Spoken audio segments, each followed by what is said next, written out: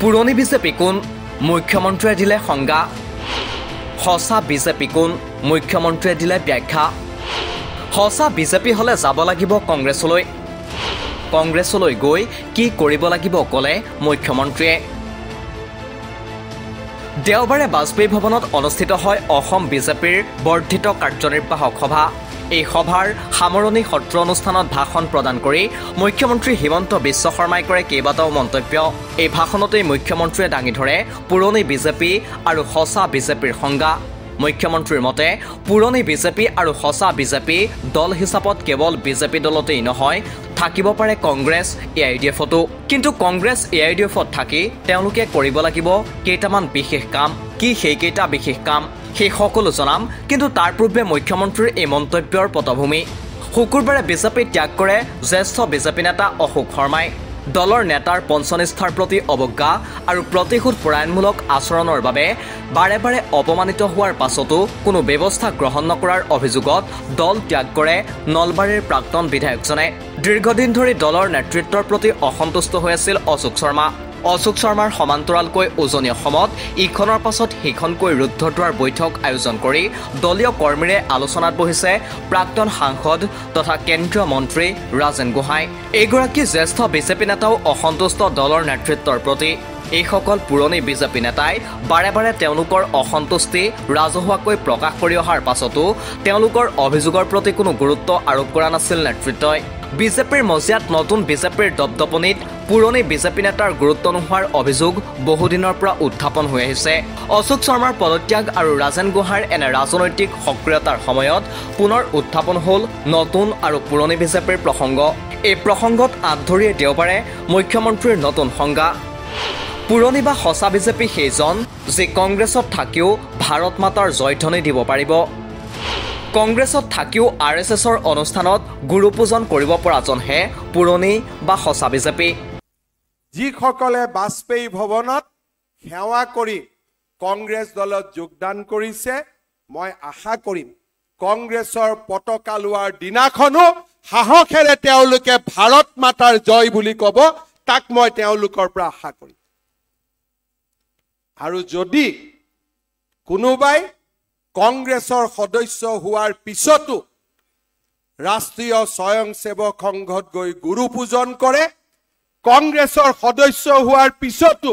কোনোবাই যদি ভাৰত মাতাৰ জয় দিব পাৰে মই স্বীকৃতি দিম যে তেওঁ পুৰণি বিজেপি সঁচা বিজেপি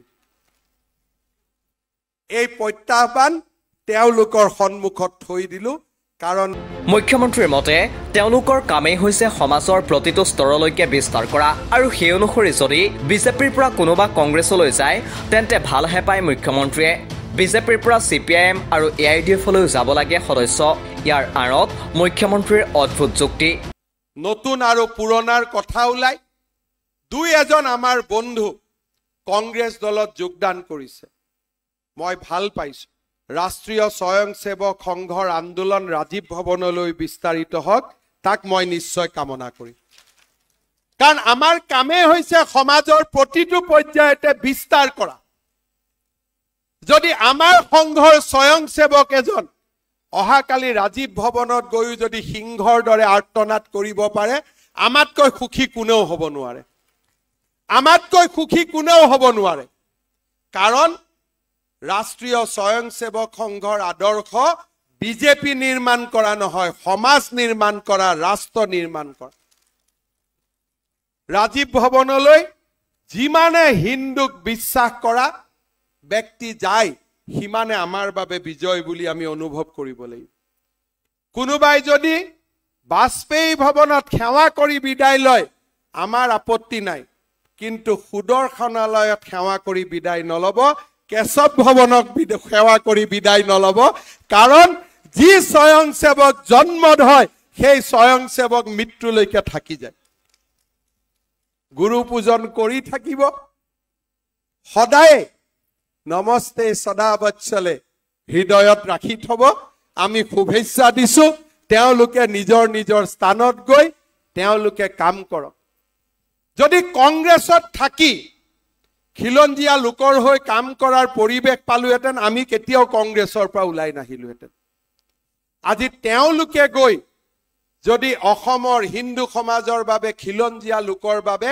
ৰাজীৱ ভৱনত যদি কাম কৰাৰ পৰিৱেশ এটা নিৰ্মাণ কৰে তেওঁলোক আমাৰ আদৰ্শ হৈ ৰব প্ৰেৰণাৰ স্ৰোত হৈ ৰব আমাৰ কাৰো আপত্তি নাই 2-4 জন সিপিএমতো যাব লাগে সিপিএমকো আৰএসএস কৰি দিব লাগে 2-4 জন পাৰিলে ইউডিএফতো যাব লাগে গৰু খোৱা বন্ধ কৰি দিব লাগে কোনো আপত্তি নাই যদি আমাৰ পৰা 10 জন ব্যক্তি ইউডিএফত গৈ ভাতৰ লগত গৰু খোৱাটো বন্ধ কৰি দিব পাৰে তাতকৈ আমাৰ কাৰণে গৌৰৱৰ কথা কি থাকিব পাৰে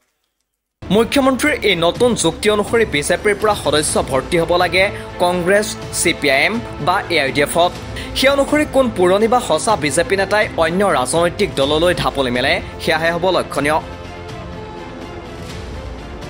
নিউজ ডেস্ক ৰিপৰ্ট দি ক্ৰছ কাৰেণ্ট